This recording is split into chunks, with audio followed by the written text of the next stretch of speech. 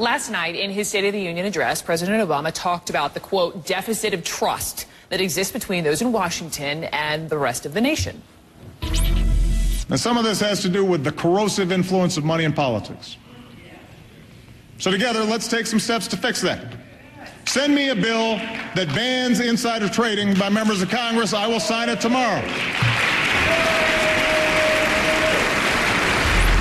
Send me a bill, the president says. Now, some lawmakers might have stood up for that idea that was proposed last night, but Congress overall has been sitting on any kind of reform to prevent insider trading by lawmakers, and that may surprise you, the fact that those in Congress do not actually follow the same rules about selling and buying stocks that you and I have to follow. CNN In Depth today, we returned to my interview just a couple months ago in November with the author of this book, Throw 'Em All Out.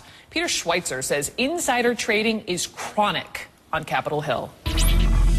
They don't have to worry about insider trading laws. They're free to, if they get sensitive information from the Food and Drug Administration or something that's happening with the economy or something in a bill related to health care, they're free, and they often do trade on that inside information on the stock market. And there have been studies that done, Brooke, that show that U.S. senators actually are better investors, I'll put that in quotation marks, than hedge funds. Hedge funds beat the market by 7 to 8% a year. U.S. senators beat the market by 12% a year. And there's plenty of examples of how they do this. Well, let's give an example, right? That's why we have you on. I mean, one example I know I've read that you cited is, let's say, for example, you're sitting on a health care committee and you get this, not yet public information on a prescription drug, right, and you buy stock, perfectly fine? Yeah, it's perfectly fine. I mean, it works both ways. If you find out that the FDA is going to approve a drug, you're having a conversation during an oversight meeting or discussion with a bureaucrat, you're free to trade on that information.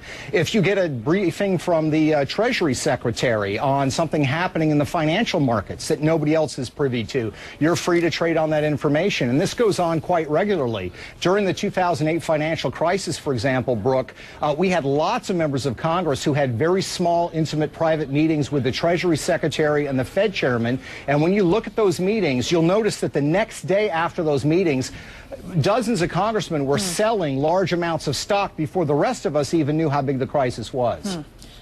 Also not illegal, a member of Congress has access to initial public stock offerings and can buy them at insider prices, yes?